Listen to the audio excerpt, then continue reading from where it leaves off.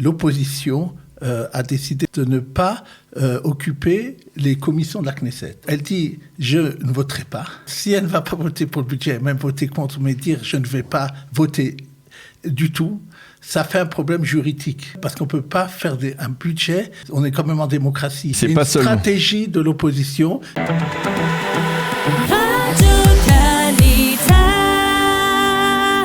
Nous avons le plaisir d'accueillir dans ce studio le docteur Daniel Guggenheim. Bonjour Daniel. Bonjour. Boker Tov, Shavua Tov. Alors, et puis c'était aussi Shana Tova. Oui, on a déplacé parce que en fait le mercredi, au cours du mois de Tishri, eh bien le mercredi sont occupés à des fêtes, des journées fériées, et donc on ne voulait pas rater ce rendez-vous hebdomadaire, et donc on l'a déplacé pour quelques semaines au dimanche. Ce sera le cas jusqu'à la fin du mois de Tishri.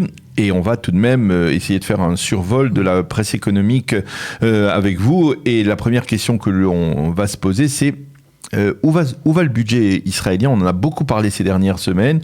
Est-ce que ce budget répond véritablement aux besoins de la réalité israélienne aujourd'hui ? Oui, comme vous avez dit dans votre introduction, vous m'avez souhaité bonne année. Dans le judaïsme, l'année, on dit à Rosh Hashanah est fixé le budget des dépenses et des recettes, et donc on est en pleine actualité. En pleine actualité, oui. La presse financière israélienne, en effet, s'est posé votre question, où va le budget ? C'était ça, la grande question qui l'a animé cette semaine, quelques jours avant Rosh Hashanah, et encore aujourd'hui. Il faut remettre quelques idées en place, bien expliquer à nos auditeurs qu'est-ce qui se passe. D'abord, il s'agit de deux budgets qui sont présentés. Un budget pour terminer l'année 2021 et un budget pour 2022. Il ne s'agit pas d'un budget sur 2 ans, ce qu'on appelle en hébreu douche-nati, mais deux budgets différents. Ça a été fait justement pour ne pas avoir des problèmes par rapport à la Cour suprême qui ne supporte pas des budgets pour 2 ans. Donc ça a été fait comme ça. Une deuxième chose qu'il faut savoir, et c'est très important, c'est que la date butoir pour le vote en dernière lecture de ce budget, c'est le 10 novembre. Elle a été votée juste avant Rosh Hashanah, jeudi avant Rosh Hashanah, première lecture. Elle va maintenant passer dans les commissions. Et il y a à peu près 30 jours maximum ouvrables pour discuter dans différentes commissions de ce budget. C'est pas énorme. Maintenant, qu'est-ce qui se passe? La chose suivante. Je ne sais pas si vous l'avez dit dans votre politique, l'opposition a décidé de faire la chose suivante, et ça a un impact sur le budget énorme. Elle a décidé pour l'instant de ne pas occuper les commissions de la Knesset. Et donc, elle dit « je ne voterai pas ». Maintenant, si elle ne va pas voter pour le budget, même voter contre, mais dire « je ne vais pas voter du tout », ça fait un problème juridique. Parce que et le président de la Knesset aura des problèmes, et la Cour suprême, parce qu'on ne peut pas faire un budget en faisant voter qu'une partie des gens. C'est-à-dire qu'on est quand même en démocratie. S'il y a un problème, il y a un problème juridique qui sera posé à la Cour suprême dans le cas où il y a, massivement, de la part de l'opposition, une décision de ne pas prendre part au vote. Pourquoi elle ne prend part au vote ? La chose qui l'intéresse le plus, c'est la commission des finances. La majorité veut 2 voix d'écart, et eux, ils veulent qu'une voix. Ils veulent arriver que s'il n'y a qu'une voix d'écart, ce qui est d'ailleurs logique point de vue des rapports de force dans la Knesset, à ce moment-là, ils pensent pouvoir empêcher une grande partie du budget de passer. Il y a une stratégie, c'est pas seulement... Une stratégie de l'opposition, c'est important, parce qu'on est à la limite entre le politique et l'économique. Oui. On sait très bien, comme je l'ai dit en préambule, préambule, que ce gouvernement est en sursis jusqu'au moment où ces trois lectures, et c'est pas grand-chose. Il faut effectivement, il n'y a pas besoin d'une majorité de 61 députés, mais il y a besoin d'une majorité relative. Mais quand même, c'est pas évident que il peut y avoir aussi des problèmes. Donc je l'ai dit par rapport à la Cour suprême. Une autre chose qui peut venir par rapport au Cour suprême, ce qu'on appelle le Chok HaEsderim, c'est-à-dire les réformes qui sont proposées dans ce budget, sont très très importants. Et normalement, la Cour suprême déjà, et aussi, d'ailleurs le président de la Knesset a dit, c'est trop. Et il est très possible qu'une partie de ces réformes soit finalement annulée par la Cour suprême, parce qu'ils vont avoir une plus grande Alors, je voudrais qu'on s'arrête sur ce point parce que c'est un point important que, on va dire, le commun des mortels ne comprend pas obligatoirement. Il y a le budget, on vote pour le budget, mais on vote pour ce que l'on appelle en hébreu le Chok HaSderim, et ce sont les lois, les lois de réforme. Alors, il faudrait expliquer. Est-ce que je me trompe en disant que, en fait, la différence entre le budget, c'est que le budget il est voté pour l'année 2022, on va dire très exactement, tandis que les réformes sont obligées d'être étalées sur plusieurs années. Donc, il faut faire un vote échelonné. Et c'est deux choses qui sont différentes, même si, on va dire, au bout du compte, il s'agit du même budget. Je ne dirais pas un vote échelonné pour votre raison, je dirais un vote où il y a des discussions plus longues. Parce que le vote du budget... Parce que la réforme, elle s'étale sur plusieurs années. Non, parce que ça, c'est pas obligatoire. Mais quand on fait des réformes de ce genre-là, il y a des discussions publiques. Il y a des gens qui peuvent venir à la Knesset, qui sont pas obligés de députés, qui vont vouloir parler des lobbyistes ou des gens qui représentent certaines choses, qui vont dire, si vous faites ça, il y aura 1, 2, 3. On peut pas... Quand on fait un budget, et cette fois réforme que vous venez de parler, ça passe très vite. C'est-à-dire oui ou non. Et donc, il n'y a pas vraiment de discussion. On a envie de faire passer tout en même temps que le budget. Au début, c'était. Et pourquoi pour les réformes, il y a plus de problèmes? Non, au début, c'était en 86 lorsqu'ils ont fait. Ils ont fait ça pour justement dire, si on a besoin de budget, il faut faire des réformes avec. Oui, mais là, beaucoup de réformes, comme l'augmentation de retraite des femmes, comme comment assurer les retraites ou des choses comme ça financièrement, sont des réformes qui ne sont pas directement liées aux recettes et dépenses du budget, mais qui sont le fait d'une volonté politique et économique du gouvernement de faire des réformes.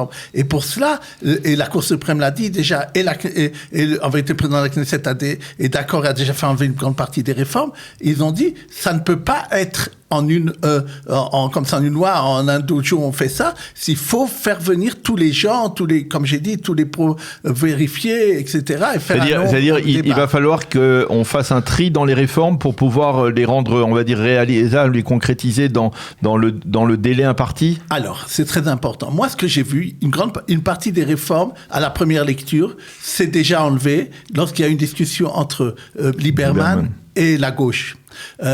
Au début, Lieberman, il a beaucoup, ça aussi c'est un grand problème, je pense. Je l'ai dit souvent ici, il fait des grandes déclarations, puis après il revient en arrière. Et c'est un problème parce que les investisseurs, les gens économiques ont besoin d'une politique stable, de savoir où on va. On n'est pas obligé de faire des annonces tonitruantes, on peut ne rien dire et laisser dans le flou, et après on fait ce qu'on veut. Mais si on dit quelque chose, après on fait le contraire, c'est problématique. Et le jour où ils sont venus, la gauche, par exemple pour les réformes concernant l'agriculture, pour les réformes qui importaient à la gauche, comme la bureaucratie, les lois sur la bureaucratie, et aussi sur l'espèce de la retraite des femmes, ils ont obtenu gain de cause sur ce qu'ils voulaient maintenant. Et c'est encore c'est que la première lecture. Entre deuxième et troisième lecture, sûrement encore le ministère des Finances va beaucoup céder. Oui, vous dites que Lieberman revient sur ses propositions, mais il y a tout de même, et je voudrais en dire un mot, parce que même ça fait partie d'un éditorial de notre ami Lali Deré ce matin dans l'Israël Hayom, c'est que en fait, sur un point, il ne revient pas. C'est sur le fait de ne pas vouloir donner la moindre allocation chômage à ceux qui se trouvent aujourd'hui en difficulté en raison de ce qui n'est pas véritablement un confinement, mais qui est une situation économique difficile pour beaucoup d'entrepreneurs, pour beaucoup de restaurateurs dans différents secteurs qui se retrouvent dans une situation où ils ne peuvent pas véritablement travailler, mais ils ne reçoivent rien du tout, alors qu'ils s'étaient habitués à recevoir jusqu'en juin dernier. Je fais plus que vous féliciter. Vous m'avez rappelé quelque chose de très important que je voulais dire. Avant de parler de ce problème du chômage de ces gens-là, j'étais à ce micro, j'ai dit, il y a une loi maintenant, Lieberman lui-même a dit, Chelat, c'est-à-dire, on avait parlé, pouvoir avoir, les allocations chômage. On pourrait dire de façon, sans être vraiment vidé. Pour les plus de 45 ans, ça marche. Et qu'est-ce qui s'est passé? Maintenant, les gens ont appris qu'une grande partie de ces gens-là, que même on va leur enlever ça, même avant les Chagim. Et il y a aujourd'hui une décision sur la Knesset à ce niveau-là. Et encore une fois, Lieberman a été ici apparemment en porte-à-faux par rapport à ces déclarations, disant moi, aux gens de 45 ans, je fais. Maintenant, vous avez raison, point de vue à part ça, des secteurs qui sont couchés, on parle surtout du tourisme. J'ai même vu, je ne sais pas si vous l'avez dit, que les hôtels, c'est une information ce matin, peut-être vont être dispensés à partir de quelques jours, c'est une recommandation du ministère de la Santé d'enlever le Tavayarok, c'est-à-dire le pass sanitaire pour les hôtels. Pourquoi? Ça va tellement mal là-bas, les gens ne veulent pas, même pas dans l'extérieur, il y a tellement très peu de touristes qui arrivent, mais même le tourisme intérieur marche très mal parce que les gens ne veulent pas avec les enfants, c'est très très compliqué.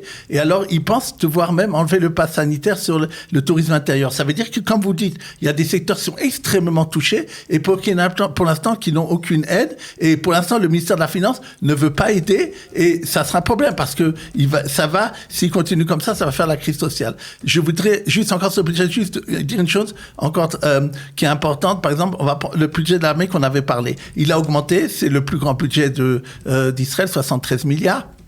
Maintenant, où est-ce que l'argent a été donné? Où est-ce qu'on a donné beaucoup? On a donné surtout pour les retraites, pour les gens qui partent, ce qu'on appelle les chiens de Shekeva, les gens qui partent à l'armée, qui déjà reçoivent des grandes sommes et qui vont avoir des retraites encore plus importantes maintenant. Mais par contre, une des promesses qu'avaient fait les gens, en tout cas qui sont au gouvernement, qui sont d'augmenter la solde du petit soldat, il n'a pas été fait dans ce budget. Et on a demandé la question à Lieberman, il a dit, c'est vrai, je le ferai plus tard.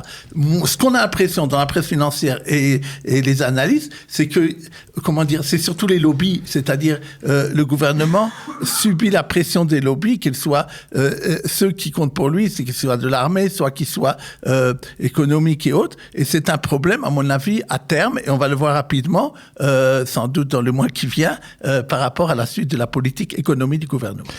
Alors, on le verra effectivement. Une autre question qui se rapporte d'une certaine manière aux banques israéliennes. Ça fait longtemps qu'on n'a pas parlé du shekel. Le shekel est en train de pulvériser des records, c'est cela, hein? Ça aussi, mais ce que j'ai parlé là, c'est de la montagne du shekel. De quoi il s'agit? Les banques israéliennes, il y a des dépôts. Il y a d'abord votre compte courant et les dépôts qui rapportent rien. Ça vaut la même chose. Les dépôts sont en taux de 0%. Ils ont atteint un taux historique. 1,65 trillion de dollars. En un an et demi, 350 milliards de dollars, de shekels en plus que l'année dernière.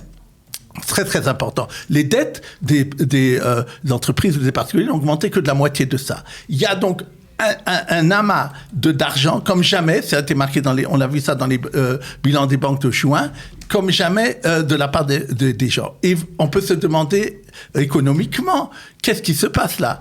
D'abord, il faut rappeler, et je voudrais le dire très important aux épargnants, aux auditeurs qui nous écoutent. L'inflation en Israël maintenant n'est plus comme il y a quelque temps négative, voire nulle. Elle remonte. Elle est autour de 2%. C'est-à-dire que lorsque vous avez votre compte à la banque, soit même dans des comptes qui sont là, qui vous donnent 0,2%, peut-être au maximum 0, pas loin de ça pour l'année ou des choses comme ça, ça veut dire que votre argent se dévalorise. Et alors, on peut se demander pourquoi les gens, voyant ça, les épargnants, restent tellement d'argent dans les comptes courants, dans des comptes qui rapportent rien. D'abord, il faut savoir que c'est quelque chose de mondial. La crise du corona, et c'est normal, a fait chez les gens une peur, une angoisse économique très importante. Les gens ont besoin d'avoir de la monnaie liquide dans leur banque. Ils se disent aussi, on ne sait pas quand, je peux être viré demain, ça m'est arrivé, des gens qui avaient pendant des années, des mois et des années un travail stable, tout d'un coup ils ont été vidés, jusqu'à ce qu'il y ait le khélat qu'on a parlé ou des choses comme ça, mais cette peur-là fait que les gens thésaurisent, ils vont perdre de l'argent. Alors, mais il faut que ces gens-là regardent aussi que les coupons de Gemmel, que ça soit, ou les polices entrissarantes, des polices d'épargne dont je parle souvent ici, cette année, ont rapporté depuis le début de l'année plus que 10%.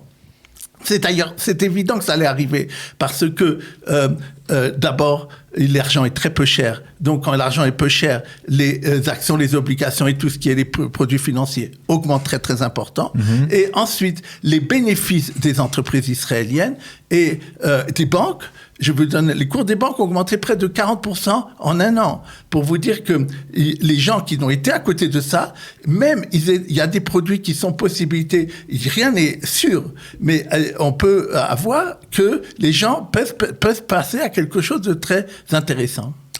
Alors, il nous reste à peine une minute, Daniel, pour parler d'une arnaque au sein de la compagnie nationale d'électricité et mettre en garde nos auditeurs. Oui, la compagnie d'électricité a fait dans la presse israélienne cette semaine des grands avertissements. Depuis plusieurs semaines, mais encore plus maintenant. Elle reçoit des avertissements. Que ça soit par email ou par SMS. Des gens reçoivent des messages qui leur disent vous avez une dette à la compagnie d'électricité. Payez rapidement. Si vous payez rapidement, on vous fait une grande réduction.